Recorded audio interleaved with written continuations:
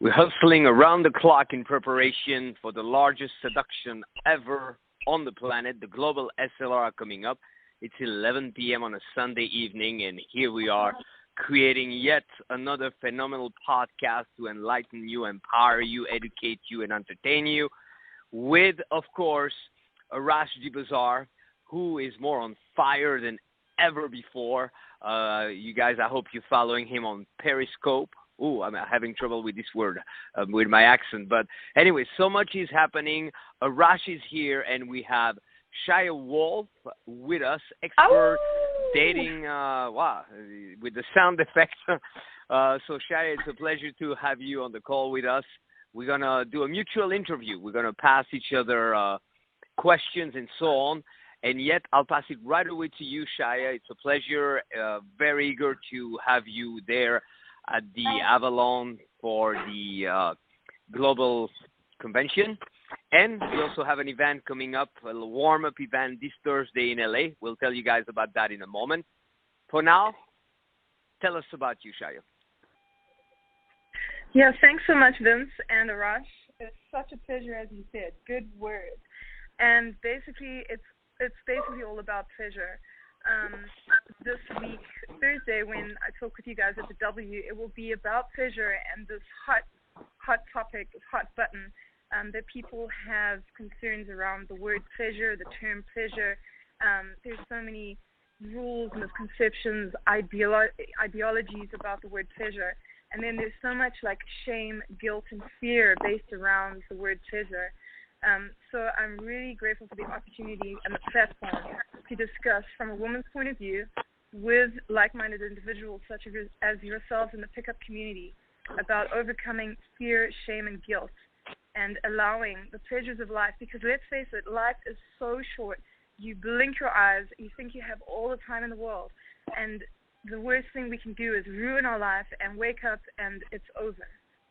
So without having enjoyed every fruit and the pleasure, the free things, the wonderful goodness of life. So that's what it's all about for me, and that's why I'm so passionate about this topic and about this platform, in this community. I think it's beautiful, and I just love the synergy between Arash and Vince, you and I, and the entire pickup community. And this conference is going to be such a badass event for this platform. It's awesome. You are touching on a core point, the idea of pleasure, but for a lot of people, it's not easy for them to give themselves the permission. And that's where you bring into play the elements that must first be removed, the blame, shame, the guilt, and it's all based on rules. And I think ultimate inner game is when you drop all concepts of rules and so on, and you just then can allow things to be. So, we pass it to Arash. What question would you have, Shaia, for Arash?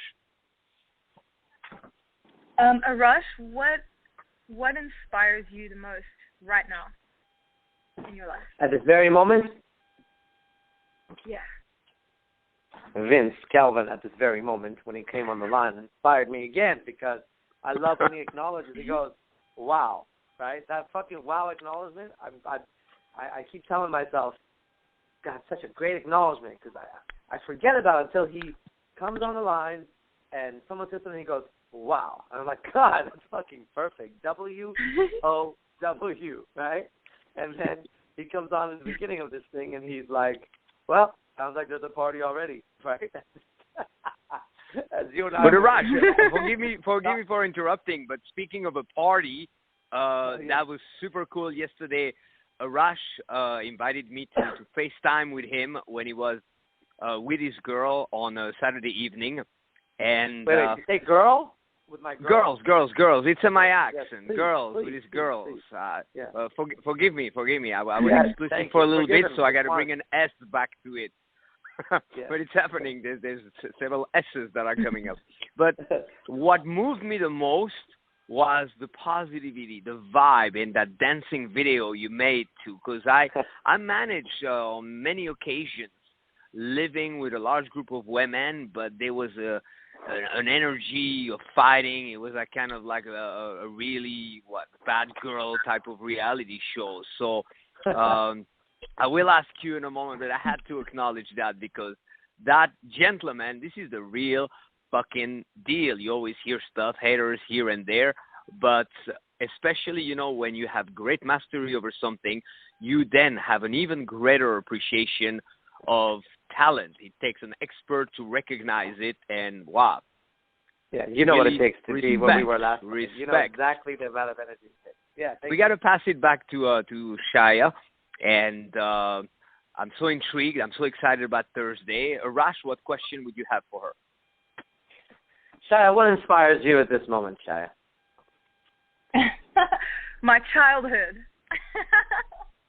Tell us about it. I'm curious about your childhood. Little Shaia running through the woods.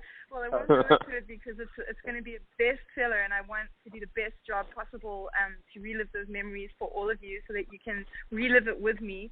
The passion, the fun, the laughter, the joys, the sorrows, the growing experiences, the learning experiences. But all of that is going into my memoir book, which I'm writing, which is coming out next year with a publishing deal. It's going to be my first published book, hopefully a bestseller. And revisiting my childhood, remembering how I was raised to become the person that I am today.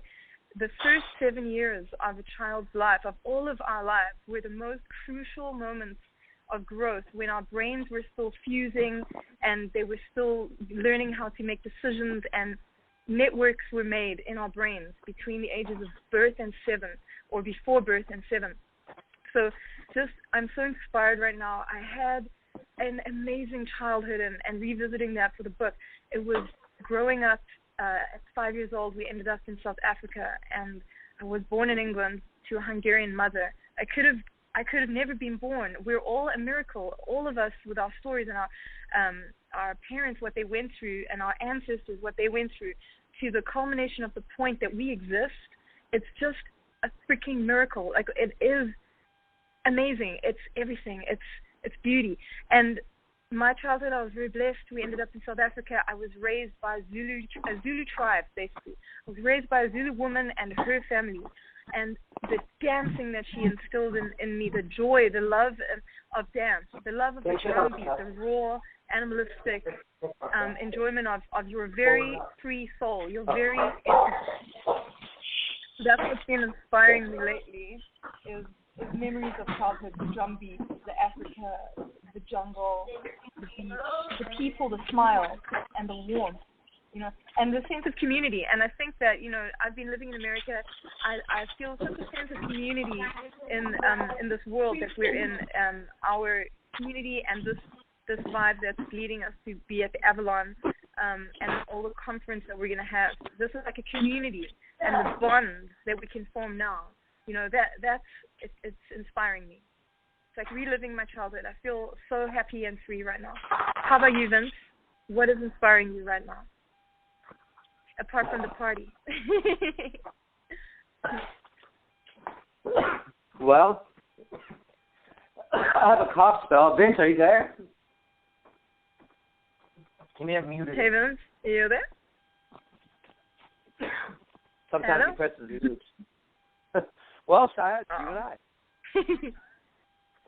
Okay. I don't know what happened. Let's continue. Cool. Okay. Now I'm gonna tell you something. All right. When you say your childhood inspires you, right? Are we talking about? Yeah. Did you have a positive childhood? Would you call it a positive or a negative? Would you label it as such? It's the combination of lessons learned, you know, through the trial and error, through the sorrows, and also remembering the joys. So, of course, there were ups and downs, highs and lows. But the whole thing as a memory is inspiring me right now. Even the dark sides, which will all be exposed in the book, are such strengthening things in our lives. Like it's like the darkness before the storm, and then the rain blesses the earth and comes down and nourishes this earth and gives us life and juice and food again. So the whole shebang, it all culminates to a positive ending, a positive experience that I'm having. Yeah. I got it. Vince, I would invite all of us. Yeah. Can you guys hear me? Back? Yay! Yeah. Yeah, you're hearing me this time, right? There I went on for this long explanation, and I'm not even sure I'm being heard right now. Yes? Whoa. Oh, you were talking? Couldn't hear you at are all. being heard. Ah, okay. All right. Yeah, no, I was answering your question. I was saying what inspires me is this call and your answer, because your answer is tapping into some profound stuff, the programming that takes place. Awesome. And wow, you tapped into like one of my favorite aspects of I'm a hypnotherapist by trade, so we know it's like the programming, and I think it's so important in childhood because, and I'm going to pass the question to you, because childhood, that's where the relationship between love and hate is created, and some grow up in an environment with a lot of love. And they give love, receive love. It's well synchronized, or appreciation, whatever we call it. But for others, sometimes there's a lot of mixed messages, Perhaps one day they do good, but their parents are pissed at them, and then the wiring gets all messed up. So for people, before they start to use it as a fucking excuse because it's so convenient to blame childhood, but for people who look back on it, don't feel comfortable, and then I'll have a recommendation after that also in terms of selecting the people in your life. But for those who still have a sense of shame, guilt, and blame about their childhood, what do you recommend, Shia? It's a broad topic. Recommend that we all just stop. Go and sit under a tree and let it all out. Like every single download into our computers, aka the brain, look at it, open that file, really decide what it is that you like in the file. Why are you holding onto this file, this memory that's taking up your RAM, that's affecting your daily programs? It could be a virus, it could be something slowing your computer down, your brain, your heart, your connections.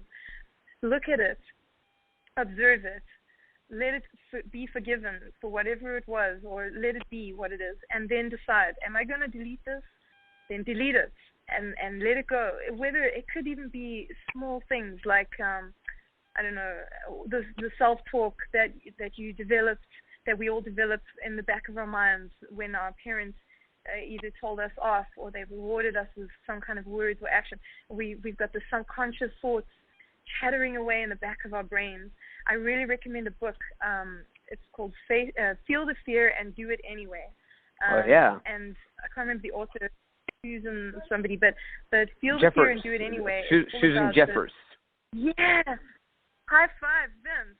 Awesome book, isn't it? Oh, yeah. Read that. And this book, I love the study, if you forgive the interruption, but I love the study she made in it where she was starting a class on kind of public speaking and confidence, and she had, let's say, I forgot the number, but 40 students that came in, and she pulled them aside at first, one by one, and she asked them two questions. She said, are you comfortable being here? And everybody, even those who appeared to be confident, they said no. And then she said, do you think others are at ease here? And pretty much everybody said yes.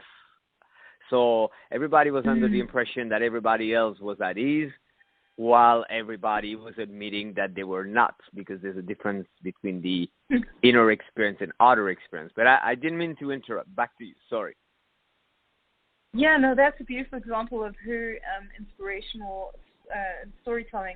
And basically, look at all of these little subconscious thoughts, these chatter boxes that are happening in the back of your mind. Listen to it, tap into it for a moment, and you'll find that it's there. The people that are listening, you'll find that there is some kind of a chatter going on in the back of the mind, which came from childhood, which is maybe a nagging voice, or maybe a very anxious voice, or an angry voice, some kind of a voice that's not yours. And it's telling you constantly, knocking on the back of your brain and telling you in this voice. And one way that we can discover if we have kind of a voice that isn't serving us is, how do we read?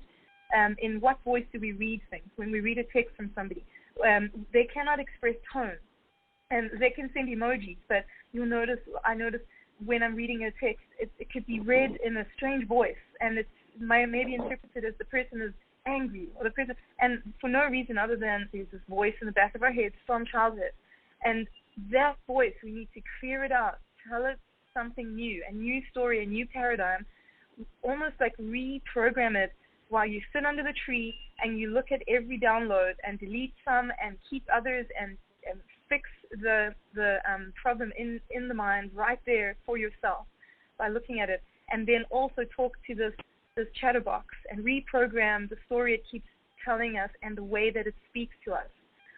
Love it, let it go, and then put your own mind thoughts into the back of your head. It serves us going forwards in positive light. Yeah, that's my answer to that. Wow, beautiful. It's very healing. The vibe, everything, the concept. And guys, it's also an important thing to pay attention to, because whether it's in relationships with women, dating many women, or business and so on, it's essential to know that if some people, they grew up in an environment where there was a confusion between love and hate, they don't have a sense of win-win-win, and eventually it collapses. So women that are like that pass fast. It's okay for like a fun night or two, but in the end it gets a little confusing. And in business, that's what I love about this venture and this convention that's coming up, is that we pre-selected the people that have an amazing sense of reciprocity, so we can all grow stronger together. And as we're creating the momentum, as we're counting down the days, we're like, at the time of the recording, it's 56 days to the event. I can feel the synergy and other. And you know, when that synergy starts with 1, 2, 3, then it ripples on everybody else. There's like more and more people that go like, hey, can I be in? Can I come in? So I pass it to Arash, because Arash, you're so like, no bullshit. Don't take bullshit excuses from people.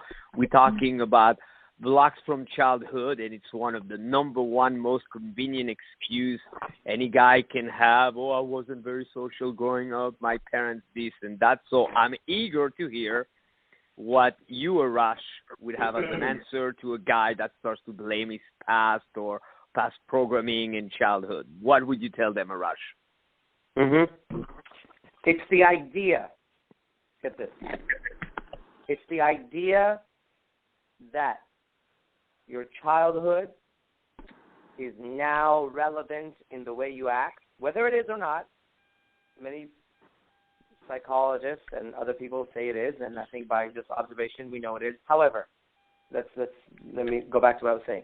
The idea that my childhood has any relevance, and now watch this part. This is the part.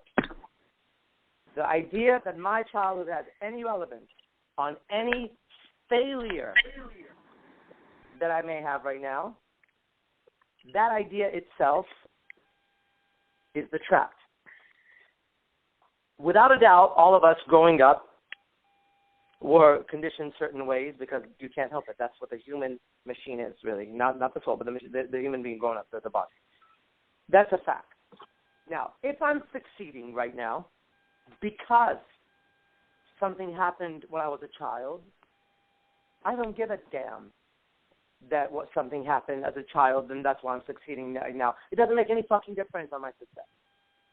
And if I'm failing at anything right now, and I make the mistake of then bringing up the past and saying, it's because of my childhood that I'm failing right now, once again, it's irrelevant what happened in childhood. I'm failing right now, and right now does not require my childhood to fix it. In the moment, you're doing some things that are right and some things that are wrong. No matter what happened in childhood, in the present time, you're doing certain things that are right and certain things that are wrong. The wrong actions will give you wrong results. So you need to find them now, not go back to when you were 4 and while you're doing it. You need to know that whatever your beliefs are, whatever your ideas are, it's your actions that you're paying for, not those ideas. You could have 10 billion fucking ideas, just like the book title I just heard. If you have fear, do it anyways, or whatever, right? So it's not the fear, it's the non-acting that we care about. Because people can be scared, but some people act, some people don't. Approach anxiety is one of those things. It's irrelevant whether you have it or you don't have it. What matters is the action of whether you move forward, or the action, because it is an action, to stand there and not move is a choice, a decision. I will stand here and not move my legs towards her. or I'll go the other way. Now, we need to start looking at the action and stop giving a damn that we were 3, 2, 4, 1, whatever, because it only comes up when people talk about their failures. I've never seen anybody come to me and say, you know what, I'm so fucking go-getter, successful, powerful, whatever the fuck I'm going on is because when I was fucking 2, 3, 4, 5 years old, there were these incidents that happened to me, and that is why I'm so strong. You never hear that shit. When things are going good, nobody gives a shit what happened when they were younger. It's when people are fucking up everywhere, then they want to say, well, you know what happened was when he was 4, his fucking neighbor touched him in the pee-pee. Well, okay, that's great. There was another boy who got touched in the pee-pee, and that boy became a fucking president. And he didn't have to fucking run around and pretend like that mattered to him when he was a president. That's what I'm saying. So all of us have our own inner world, our own reality, right? Our own action. What's going on? And that's what we're doing right now, right? I'm opening the door to my reality with my words. And so in that world, there are so many complexities. There's so much happening that I challenge any human being to stand in front of me and tell me that they know what's going on with me, because they don't. No way, no how, no shape, anybody could tell me what's going on inside of me, no matter how much they know, no matter how much they talk to me, no matter what they've read. What's inside of me can hold all the fucking cosmos inside it, and you can't put it down in one book. It doesn't work. You could just write one word, am, A-M, or here, or this. Those are the only words that can describe this. You just go this, and it has to be in the context of what? Just by itself as one word. If I said here, that is a proper description of the universe that's us. And we bring ourselves and make ourselves so small by saying that, when I was 6, this happened. I don't give a damn what happened when someone was 6, because they never bring it up when they're succeeding. They only bring it up when they're failing. That means that it's an excuse and a reason, and they need to quit that shit if they're going to get anywhere, because it's been proven that people can grow up in the same fucking environments, and one will do great and one won't because of the same reason. One person will have somebody who's an alcoholic as a parent, and that person will never touch alcohol. The other one will have the same parents as an alcoholic. The twin brother, will grow up as an alcoholic. When he talks to them, one says, my parents were alcoholics, and I said, I'm never going to touch alcohol. The other one says, my parents were alcoholic, and that's how I grew up, and that's how I smell, so I'm an alcoholic. They're both wrong. They're both wrong. It's their action, okay? And it's not the external circumstances, because they were both under the same roof and the same parents. But it's the inside world that we care about, and only when people are failing, they refer back to childhood. Otherwise, you never hear a successful person say that. Never. That's me. It's like Bandler, the founder of NLP, used to always fuck with people's mind, and the moment they would bring childhood, it would go, well, anyway, children never listen to their parents, so what difference does it make? So it's a convenient excuse, and I love the example you gave. There was a movie, a documentary made, very well produced, where you see first you see one guy answering the question, how do you explain where you're at in life? And he answers, well, look at my childhood. And then you see another guy answering the same question the same. And then they go on. There were 2 brothers, and one was being interviewed with his family, children, very happy, very successful. And the other one was actually interviewed in a prison. He was in jail. So they both had the same parents, the same childhood, but exactly like Arash was saying, one used it as a reason to do well, and the other one as an excuse for fucking up.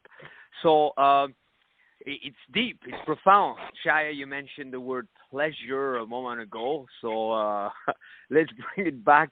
I think that it can be a very pleasurable experience when the person sits under a tree somewhere very quiet and just reflects. Exactly what Arash and what you were saying, Vince, is that it's not an excuse at all when you're looking at it and saying, okay, I don't like this memory.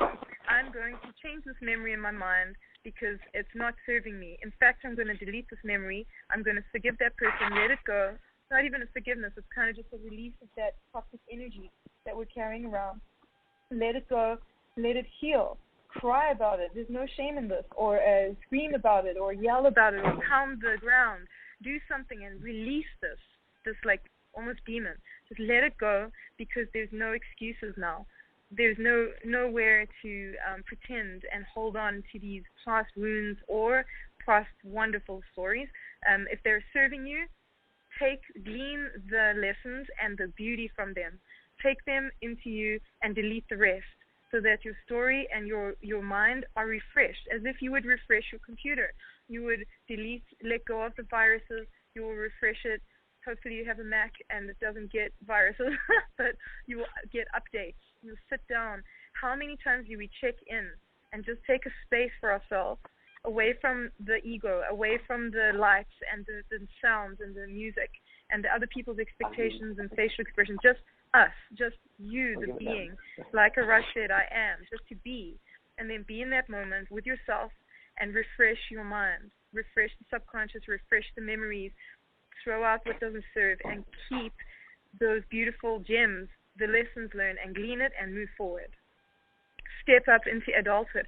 So many people are adults physically, but they're still in their biggest ego, Eric Cartman, fucking South Park character, ego state of childhood. They're still running around like that. It's not serving them. It's not serving other people, and they can cause a lot of damage on the way, and a lot of intimidation, so that people, they think they have friends and they have followers, but meanwhile maybe many people are just scared of them or harassed by them. These people, all of us, whatever it is, how it's affecting us, let's all just stop. Take a minute to just go and be, and then fix the problems in the head. It's so easy like that. Just look at that, open that, and refresh the whole computer system. I love those mutual interviews. I love those mutual interviews, because now I anticipate even with more eagerness hearing you on Thursday and on at the convention. And I think there's the macro aspect of that, which is the picture, big picture, your whole life, but also the micro, which is the moment per moment in field where guys constantly go back to trying to give meaning to things, and it pollutes the frequency when we refrain from giving meaning.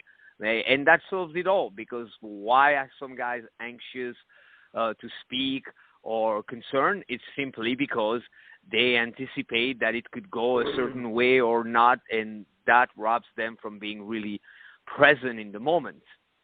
So yes, they need to antidote those viruses. Keep that in mind. To me, real pickup is not getting good responses and avoiding bad responses. Real good pickup, the assignment that I give at boot camps, if you really want to be free, then you got to go and make sure you get a collection of the stupidest responses a woman can give, the harshest one. To me, I'm not satisfied when I'm in field until I get a couple like, fuck you. And when I start to hear that, I go, I must be doing something right. I'm stretching right now. And of course, my favorite answer is fuck me in one sentence. We're barely getting acquainted, sweetheart. You're going too fast. And then there is the aspect of making sure you understand also that there will be some that are in between, yes and no, and that's okay. Those guys who struggle, they go like, hey, she's not texting back and so on. It's fine. You want some of that as well. That's a sign that you're succeeding. They have it completely backwards when they think, oh, what's happening? And then when you're at peace with that, when you know that's going to be a blend of those things, then real magic happens. So let's pass it back to Arash. You, Shaia, since you are a guest, you want to ask him a question? Yes. If you were going to die tomorrow, what would be your last meal or your favorite food, and why? Wow, what a tricky question. I can tell you the last thing I would be thinking about would be food. But since that is that's what I was just thinking.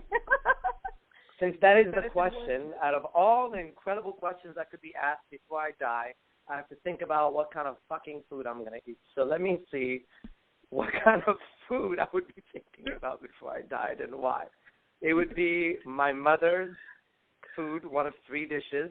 One's called Orma Sabzi, it's Persian. The other one is I forgot the fucking name, and another one I forgot the fucking name. 3 of her dishes, maybe a little bit of each one, and why?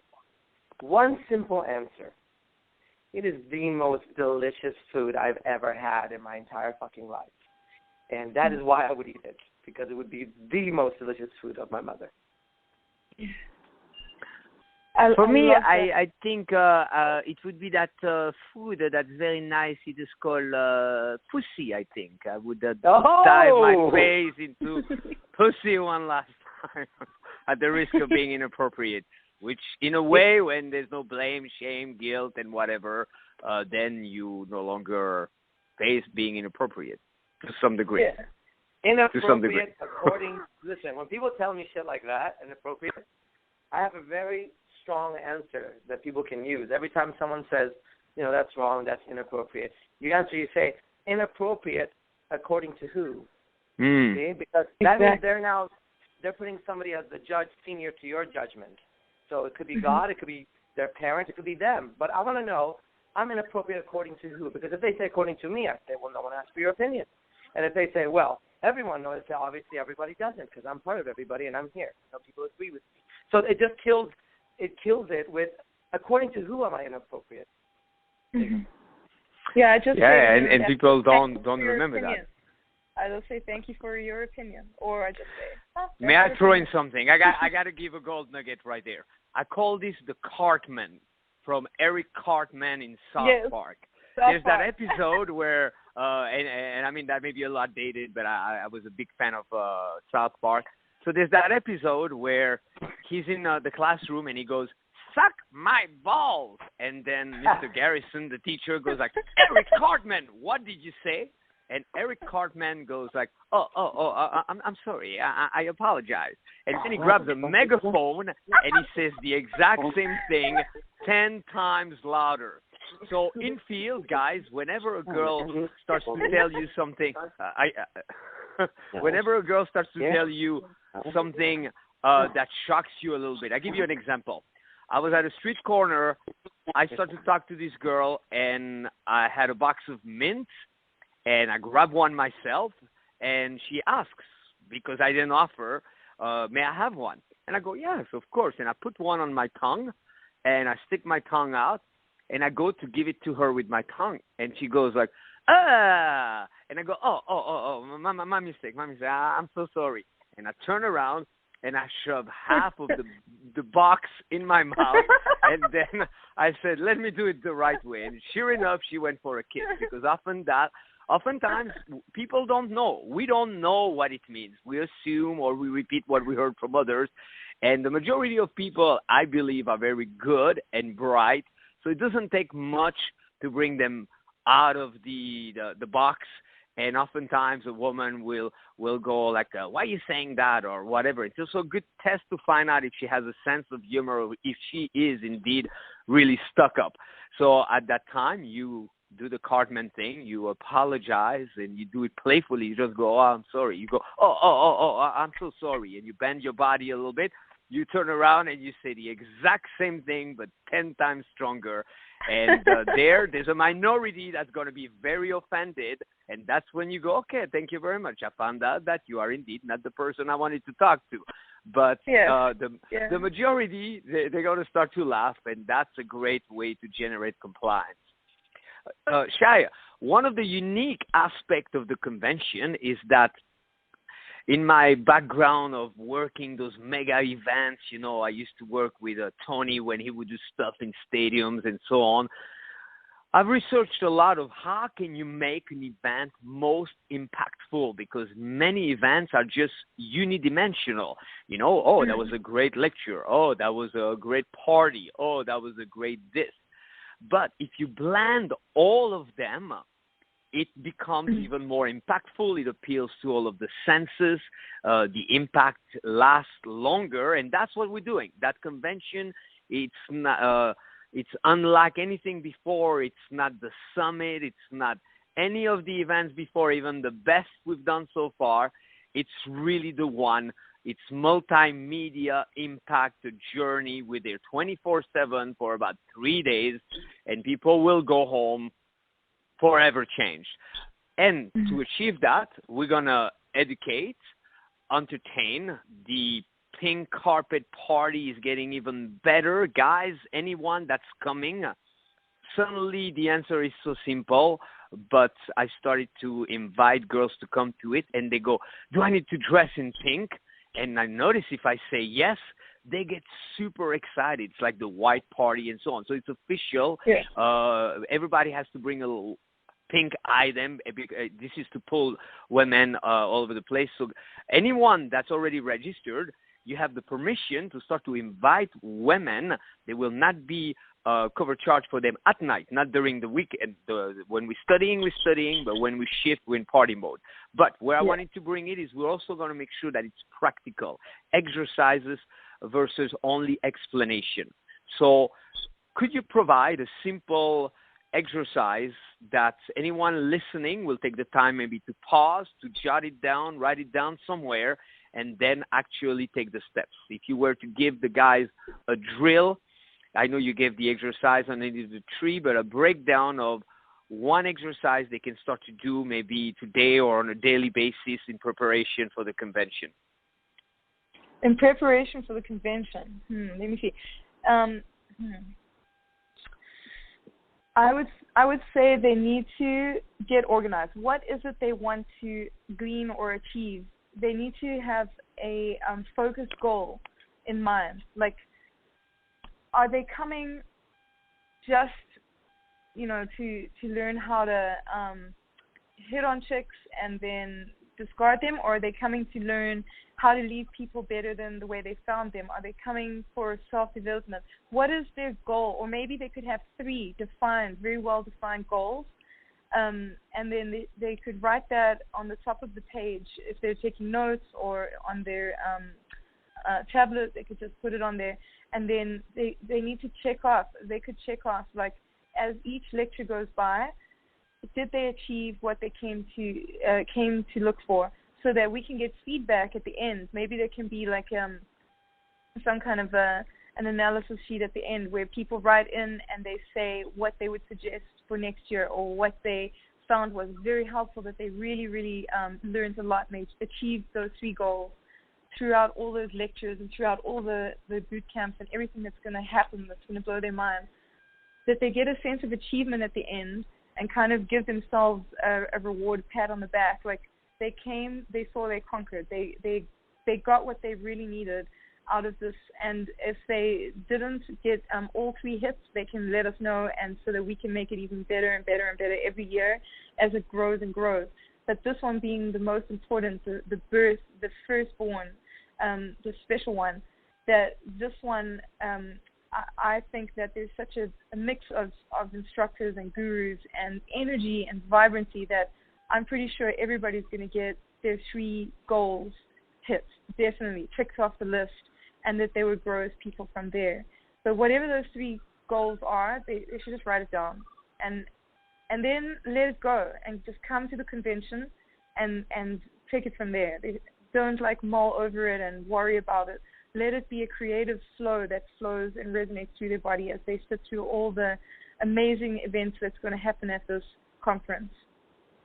You're tapping into something so deep, the fact that when many start to gather for the same purpose, there's a synergistic effect that sometimes will affect positively even those who would be less likely to be affected. A good example would be a comedy club, it's packed, everybody's laughing, and a person comes in a little late, and at first they're a little stuck up, they were in traffic and so on, and then suddenly it starts to rub on you. I went to a comedy club with my mom, who doesn't speak, at the time she hardly spoke English. Now she's doing a little bit better, she's applying herself, but for her to follow a comedian, it was impossible. Well, what was funny is, even though she was not understanding, laughter is contagious.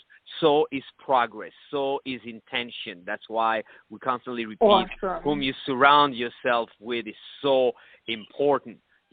I never taught as well as I have since I came across Arash's material. Why? Because it's so broad, beyond, above, that right away that space is created in which you can grow more naturally. So thanks for mentioning that. And let me see. You want to pass a question to Arash, but before you do, I want to make a quick announcement. In preparation, not only we do all those podcasts, and we also have the live version on Mondays. You can call live and ask questions, find all the info on Facebook and so on. Arash is also doing video conferencing on Tuesdays in preparation, so we got your back. You can basically be at it every day, and it's a journey all the way there. We also have talks, and we're going to go on tour. There will be San Diego coming up, so heads up. In preparation of the convention, Santa Barbara, Fresno, Sacramento, San Jose, San Francisco, Las Vegas. So in any of those places, you'll get a glimpse and an invitation to be part of the process, whether you are coming or you have not yet decided that you're coming. But Thursday, we're doing one here at my place at the W in 1600. Where we have those beautiful conference rooms. That's also where the VIP dinner will be with all the speakers and all the key players, and VIPs will be there able to ask questions more privately to all the speakers, get to know each other, get more intimate and so on. We're doing a talk with Shaia, and I'm super excited. You know, what I heard tonight, wow, I'm inspired. You got some serious backbone. You're like the real deal, and your energy and everything, your knowledge, it transcends in your answers. So I'm even more excited, and we're going to touch on the topic of what it takes to be really solid and sexy by making sure that you let go of blame, shame, and guilt. And Shaia will speak for about an hour and a half, and then I'll pitch in for about an hour. I'm tempted hearing you to do a little trance also. So anybody coming, we're going to do a deep trance to clear some of those former programs and the beliefs that surround the beliefs. Because with beliefs, it's always the beliefs about the beliefs. So anyway, it's Thursday. You got to text me to RSVP. It's 323-309-3219 or reserve on the Facebook page. And it's usually always packed, so make sure we can take 20 people. But after that, it gets a little tight. We have to rent a bigger room, and there's a little fee for people who don't register initially. So I'm looking forward. Thursday, the 13th of August at 7:30 p.m. We got to pass it back to Arash. Shaia, you ask a question? Oh yeah, I just wanted to kind of acknowledge how awesome it was doing boot camp layers in Vegas with Arash. We also did that kind of thing where we cleared the energy and we tapped into our tantric zones and increased our energy there, our energy flow by doing specific tantric exercises. That was really fun. Do you remember that, Arash? The guys really enjoyed that. I just remember how sexy you were. That's all I fucking remember. I didn't even listen to you. I remember that the toes have a lot of neurons or something at the end of them. I know that a strawberry is like a vagina, and guys' noses. You can look at a guy's nose and know what his dick looks like. Outside of that, I just remember how fucking hot you were, and me debating whether I was gonna hook up with you or not, and nothing happened. So there we are. I got that. If you're ever wondering what a woman looks like, just look at her face, the length of her nose, the width and breadth of her bridge of the nose. You can see her eyebrows. That is the same as down there. And also her lips and the state of her teeth, like all of this shows so much. It basically mimics. That's why the face is the attractive part of the body. It's the flower that shows off. And that's what we're attracted to. We say breasts and butts and all that kind of thing. The face is the first thing that you usually see, and the face is the eyes will sparkle when she's healthy, or when a guy or a girl is healthy, depending if you're bi, straight, transsexual, transgender, whatever your sexuality is, without shame, blame, and fear. Just the face, the eyes, the shape of the nose, all of those things is what we're attracted. We first notice something about that face. And it does reflect on the private beauty of a human being. So yeah, that was fun. That was really fun to expose that, in a word. Yeah. As you were saying all of that, I've blown up a picture of you right now in my mind, and I was going through every feature you were saying. So I feel very acquainted with you now because of that. Thank you. Arash, I have a question for you, actually. You know, with the FaceTime yesterday, the energy, speaking of energy, that's why it felt very healthy, very upbeat, very happy. You did mention at some point that the moment you step away a little bit of it, you went to a different room, the energy dies off a little bit. So what is the recipe to that energy, and how does that apply to in-field, to initial interaction, to relationship, and so on? Well, let me ask you a question. Vince, do you like to have a good time? Oh, yeah. Of course. The natural question. Shia, do you like to have a good time? Yeehaw! Okay, I know this about both of you. And I like to have a good time. And when is that? It means right now. As you guys were talking, I had a handful of popcorn, and I was looking in the mirror, listening to you guys, and I was trying to eat it like a bear because my face has so much hair on my chin right now. It reminds me of a bear. And I was listening to you guys and eating it and staring at myself and kind of just laughing on the inside of how funny that I look doing this shit. Why? Because I want to have a good time. I want to have a good time, right? And that's what it is. I just want to have a good time, and I refuse to not have a good time. It's just I'm not going to go there. So if I'm around people, we're all going to have a good time. Sometimes, now check this out. Sometimes people will get offended when they're around me. When that happens, I'm happy to recognize at that very moment that them and I should not be in the same room ever again. You know what I mean? Like, that's it. We're done. Why? Because if you take offense to my pure, genuine, innocent, life-giving me, whoever the fuck I am, right, then I take a tremendous amount of offense in a person like that being around me because they'll be negative to everybody. And I think this is a good weeding out of people. When you know you're not rude, when you know you're just honest and straight, and you want the best for people around you, you genuinely have a fucking good time. I want to have a good time with people. And if at that moment someone's getting offended by you, that person has some major deep issues. You have to check yourself and make sure, first of all, that you're not putting out anything negative, right? Positive. Great. And then on the other side, suddenly negative comes your way. That person right there is the one you have to make sure is not around you, without a doubt. And if you continue doing that, then you attract people around you that are fun and having a great time. And that's the way I did it, and that's the way I keep doing it, and that's how I'll do it now, and that's how I'll do it tomorrow, because there's nothing really mystical besides that, just understanding the basic information.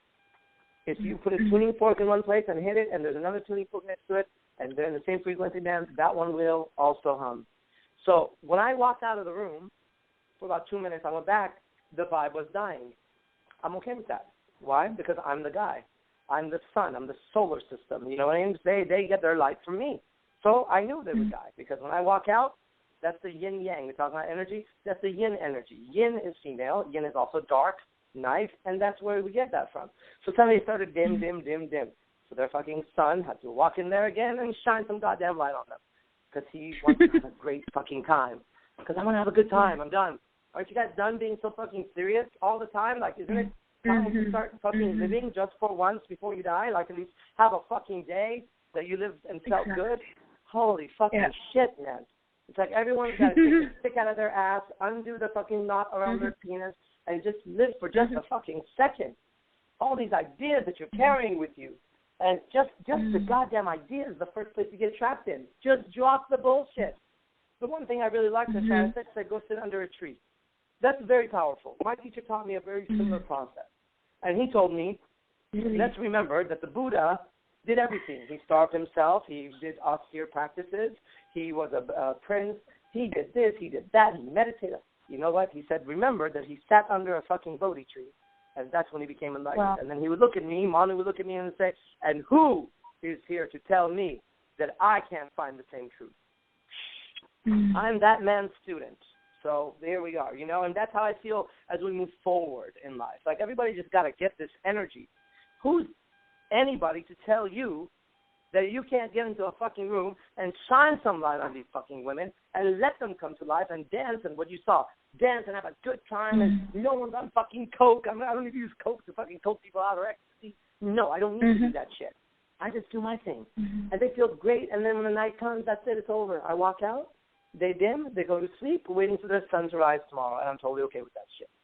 So it's just, the short answer, it's just having a good time, really letting go. And I say this warning in there because I know what's going to happen. People have had sticks in their butt. They go, like, oh, my God, that sounds great. I can take the stick out of my butt when I hear Arash. And they feel free. Then they go out, and they start expressing themselves, and then some fucking idiot says, like, well, you know, what the fuck do you think? You're so funny, or something stupid, right? And that's why I gave them that self-defense part of it. At that moment, you know that person is not to be in your life. Like 100%. Don't give them a second chance. That's it. Fuck them. They're out of the way. Move on. There's 1,000 other people around to talk to. So that's what it comes down to. That's a great way to screen people, too. I think that there's value in everywhere when you know how to recognize it. And one of my personal hobbies is to kind of stir those people that are really stuck up. And I love to do that in fields. And it's also a great way to screen people because the women that are just not in tune are going to reveal themselves. And sometimes you need to know when to put the brakes too. Like I just went to the store before and I had my credit card that's the company name. And for the first time ever, even though I go there 3 times a day, it was a new employee. It goes like ID, and I show the ID pleasantly. And they go, I think I was buying something for $5. And they go, it's not matching. And they wanted to call the manager. I took 3 steps back. I go, yeah, that's what I do. I try to do credit card fraud for $5 at a time, and I do it day after day here and so on. And the more I was talking like that, the more they were freaking out, and in the end, it amuses me, and I love that. I have we should wrap up so it's easy for guys to listen. But by the way, those series of podcasts, be smart. Play them in the background. You don't always have to. One of the worst mistakes guys who have can put their hands on amazing material make is that they wait for the perfect time, and the perfect time is never going to show up. So just play it like it's radio or TV in the background and play them, loop them, so you hear the ideas again, and they're deep, they're rich, you know. If we put a price tag on a call like tonight based on value, it should be super high, but we're happy to share that. Shaia, I'm at a very unique time in my life because it's transitioning, and it's a transition that's so almost like divine intervention right now, that I am at that place where I have to leave a woman better than I found her, which I think has been done in many ways too. What's unique also is I'm letting go of my 5th marriage, but at the same time, I reconnected, not in any sexual ways and so on. I could, but I wouldn't want. I'm not a prick, you know. What I do is too intense to go through her life. But with my 2nd wife, and we had a moment this morning, we called it the Church of Exes. We had that idea to create a new thing in LA, the Church of Exes, where we just, like, because it's been so long, we just opened up and confessed and cleared so much. It was beautiful. It was a clearing thing. And but right there, the other one is still sensitive. It's still early. And something that I'm well aware of, but I want to hear your take on it, because I think that at all stages we always have to grow. There's that fine line between, when you let go, between being honorable, but sometimes in being very honorable, you pull the person back in. And that's something that's happened to me. Like all the girls from Project Hollywood, they are coming back and coming back and coming back. Even at this point, if I violate their values or so on. So what would be, and that's pretty peculiar as a question, a great way to define that fine line? You got it already. You're super smart, so you got it. Really, thank you. My heart really opened. I felt my entire heart opening up when Arash was talking just now about, you know, the people in your life, and you just want to live and you want to be who you are without their judgments and their opinions, which may be completely different to what you think of yourself. You think of yourself, you are the sun, you are shining a light, you're enjoying and laughing, and this person or these people complain that they're not feeling heard or they're not feeling seen. There's something up. And so my heart opened and I actually teared up a little bit. It was quite an interesting reaction on my body. I love experiencing that, realizing that I'm being affected by his words, and that do we decide to stop seeing this person that they are toxic, that they are, we can label them and judge them right back, but a time out is what I would suggest. We can write people off if they are saboteurs, and without labeling them as a saboteur, but actually seeing that their behavior has continued to be against us the entire time. Yes, there are these people that will sabotage the friendship. They just will not let their ego go. They just have so much to prove in their own head to themselves, to nobody, that they want to sabotage the friendship because of the power, dominance. They don't want to seem weak. They're so in their ego, and they are pretending possibly that they are the most altruistic, the most happy, the most vibey, or the most spiritual. They want to hold this facade or this persona on themselves to the point that they will not relent. They just won't say, okay, fuck, we're not getting on. Is there something I can do? Let's meet here and let's talk about this. And this can, if it's a saboteur that just won't ever relent, then yes, we need to protect ourselves and protect our energy and give them a timeout until something changes. But like with your ex and the Church of Exes, and I'm picking up a very traditional, some kind of traditional influence in your life, Vince, with the fact that you've chosen the mating strategy of marriage, and that ultimately you've stayed friends with your second wife, and that you'd like to continue a friendship with your fifth wife, and that you, in fact, it sounds to me like, would embrace all your exes if only they would be willing. This is so beautiful and really touches my heart, because we're all stuck on this planet. We're sharing this energy, this air we're breathing. We're all sharing the pain, the suffering, the joys, the sorrows, and we will all share death, the ultimate succumbing. We all shared birth. We're here together, and it's so heartbreaking. I feel so sad when we close off our hearts to another being and pretend they're not here anymore. And yes, we have to protect ourselves. We have to. But when there comes a point, an opening, where they finally had some time to reflect and they realized that you are valuable to them, and that they long for you to just see that something in them, the value in them, the something, and they find the strategy to finally tell you their needs. And so that's why I've been reading a lot about nonviolent communication, and I did a speech about it, and I will perhaps bring that topic with me to the W on Thursday.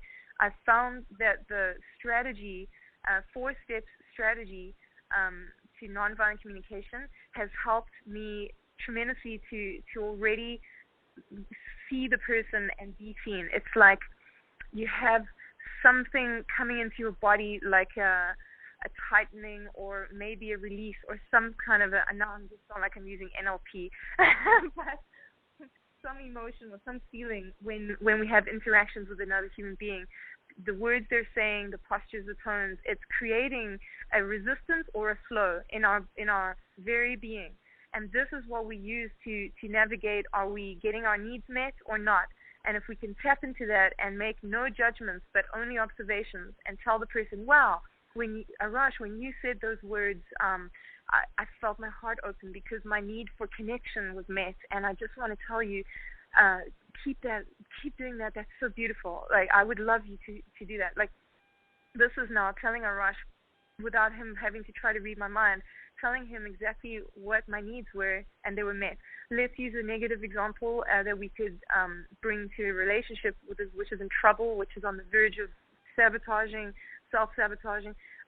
Let's say that I don't know, the lady, the feminine contributor of the relationship, because I mean this goes to straight, people gay, people bisexual, people transgender. Everybody is included in this life, embracing all. So for everybody, the strategy would be, let's say, that the feminine or the person that wanted their, I don't know, they wanted the other person to be on time to pick them up at the airport or something. And the person is late, they didn't call, and the person is standing stranded. Let's use that as an example. When the person arrives finally, the person who was anxious at the airport or upset, let's say, they could say, when you arrived 15 or 20 minutes after and didn't leave a text or voice message to say you were on your way, I felt scared because I'm the last person at the airport. I have a need for safety. Would you be willing next time to just text me? And the other person doesn't experience any resistance when you followed those 4 steps. They made an observation. You were 10, 15 minutes late, 10, 15 minutes past the time we agreed. So it's not accusing them of being late, but it's saying an observation. The second step was, I felt, scared. Why? Because and you own it, I have a need. What is that need? That caused the resistance? For safety. So, and also probably, communication. So the request, 4th step, would you be willing to tell me by text next time, or I'm going to be 15 minutes after? Then there's also dignity and respect in that. So this is a strategy, and I recommend Nonviolent Communication by Dr. Marshall Rosenberg. And maybe everyone can read that before they come to the seminar. I want to hear you instead of read it. Yeah, I'm sure it's a good book, but I like how you render it, because I read the book, but I like your rendition better, even better. Thank you. That's for real. I mean it. Oh, that's lovely. Thank you. So yeah, I really want people to read that book before they come to the seminar, because in that way they will leave their egos, and they will be able to interact with us, the speakers. It's for them, it's for all of us. And we're getting on the stage to talk and share our gems of experience and advice. But it's really an interaction. It's the meeting of all humanity, and we're trying to make this world a better place for all of us so that we can survive and replicate and really thrive and enjoy, like Arash says, every moment of this life in the present moment, without all this feelings of animosity inside, this resistance inside our body. So if they read, I would like them in preparation for the conference to try to get a hold of that book, or at least watch a YouTube video on Nonviolent Communication by Marshall Rosenberg. And then they will already have that strategy in place, the 4 steps. So if they have questions for us or anything, they will be able to ask these questions to fulfill their needs, not just asking a question and not sure how to ask it. They would be able to ask us with an observation and a feeling in mind, and get a need fulfilled for them, and then make some requests. So they will get the maximum out of this entire conference. So it will be the most life-changing, life-altering for the better experience for each individual at the conference. That can be their homework. Wow, that's what I would say. Doing homework, I can tell you have done the richness of what you offer. It's really awesome. And I have to voice it to 2 very bright souls today. I had a glimpse, like people always ask me the question, like, why do you get married? That's not all that I do. I mean, there's like dozens, hundreds of girls in between. But it dawned on to me today, and it's completely out there. Most people are going to be, wow, what was he talking about?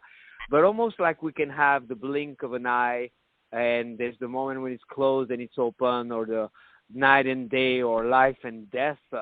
In a way, these women, when I marry them, and there will be a 6th one, I know it already.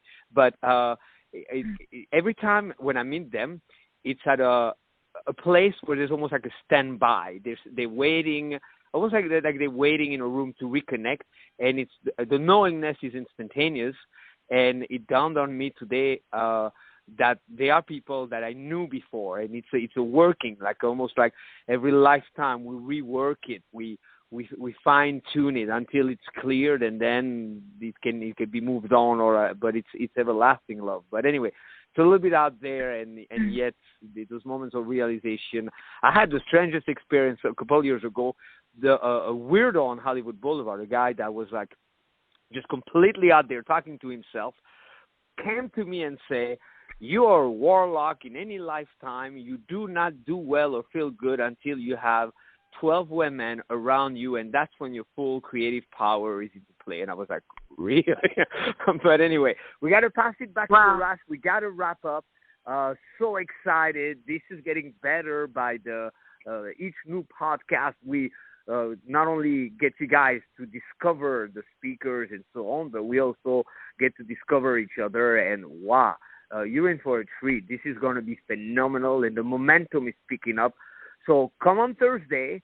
There's plenty visitors. We will visit you in the cities that I mentioned and so on.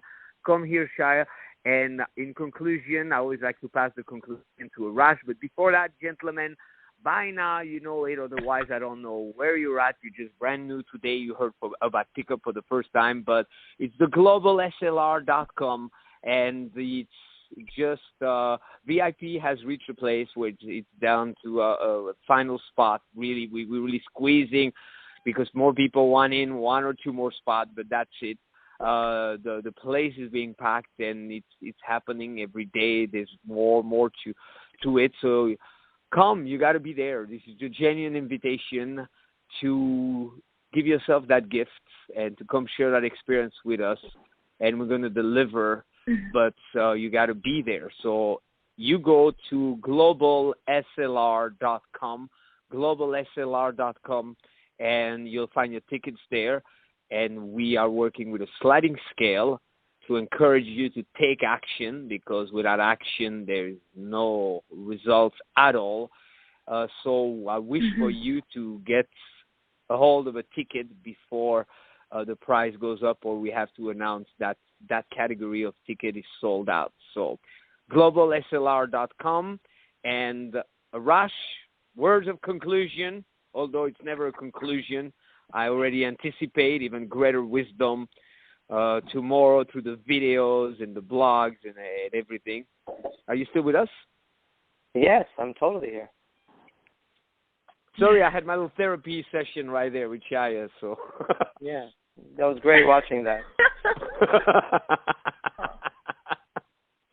That's what we're here to do, man. We're all here for each other. I love that.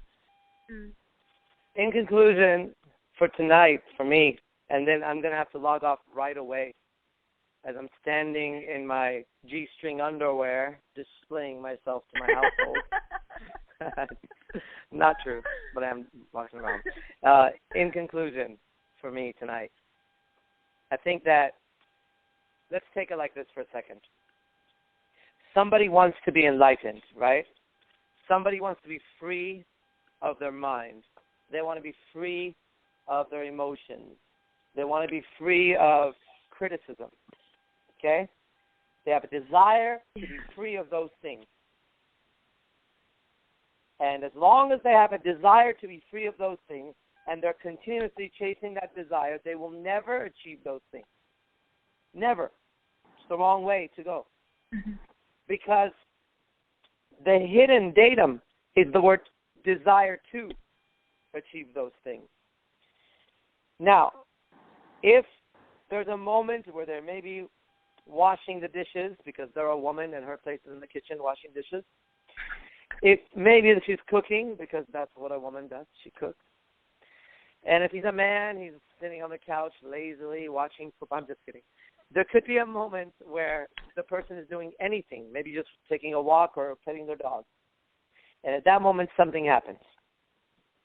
As they're engaged in the activity that they're doing, for one brief moment, they realize the absurdity of trying to achieve something that was already them.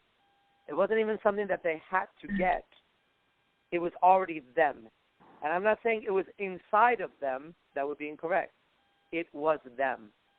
The freedom was them. The lack of mind was them. The lack of giving a shit was them. The enjoyment of life was already them. That moment can happen at any moment in life for somebody.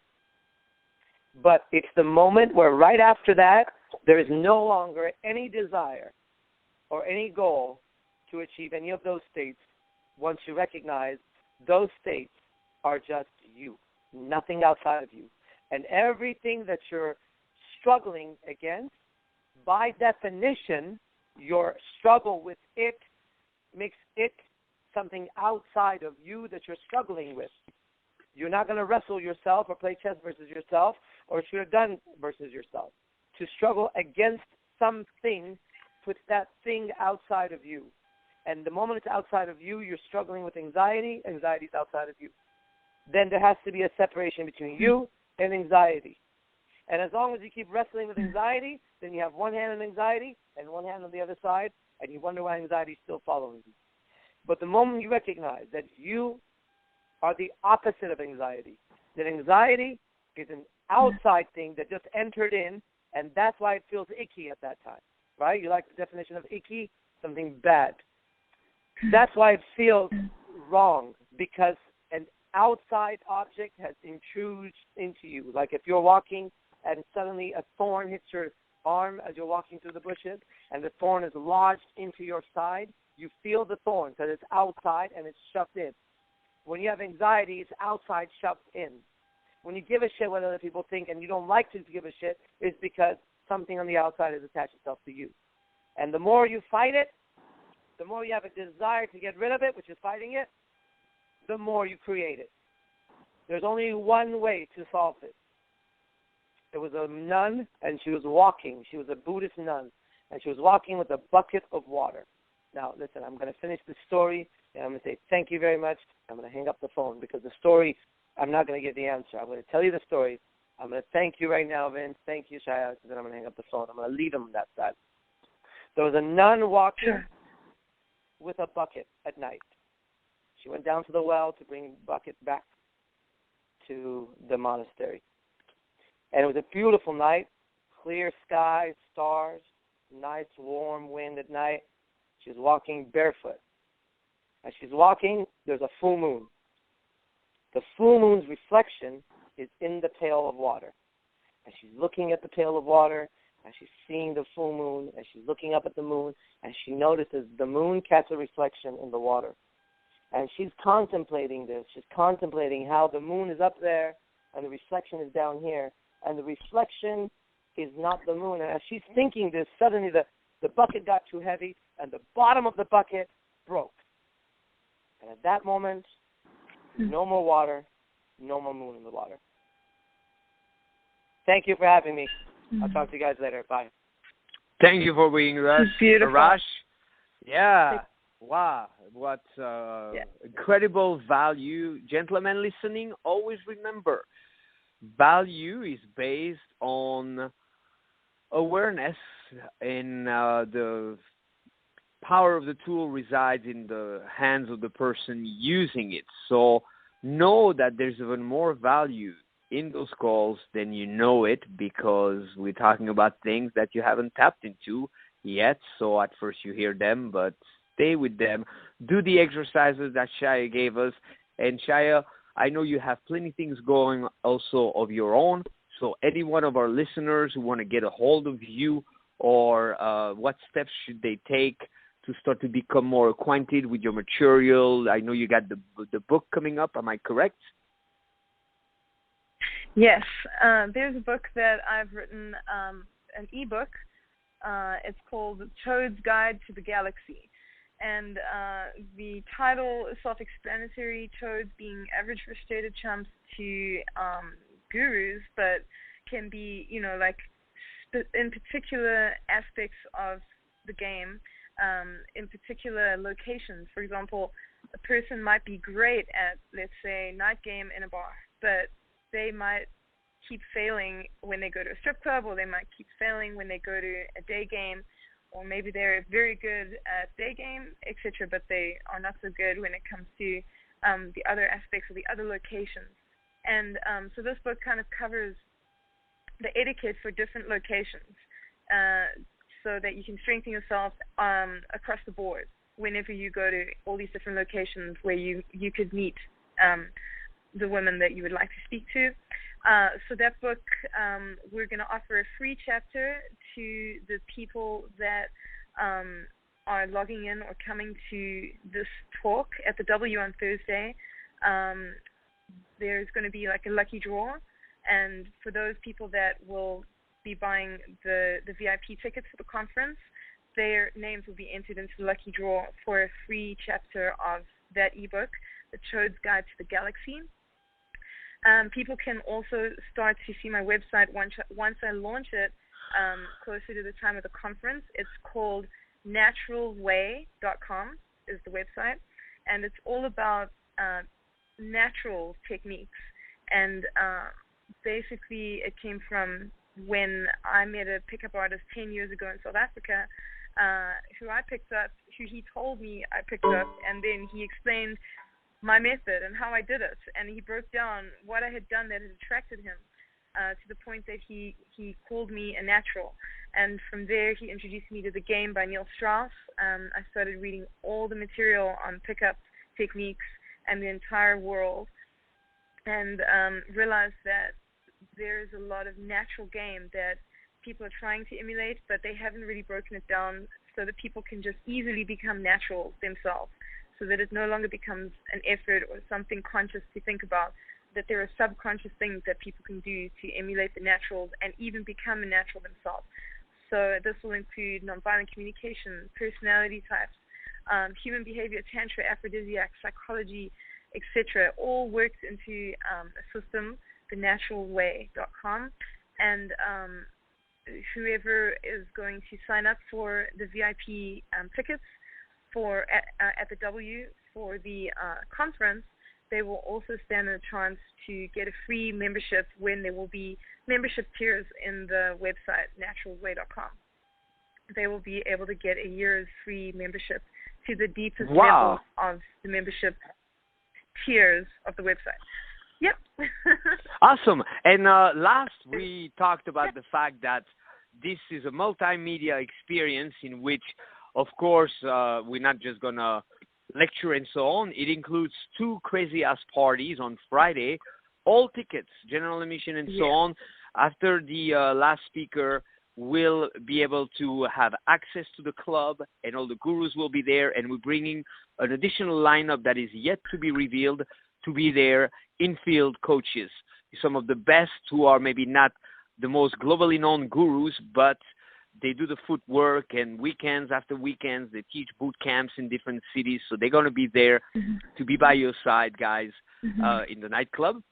And also, and by the way, the Avalon nightclub is a phenomenal. It's like number 1. That's my personal favorite.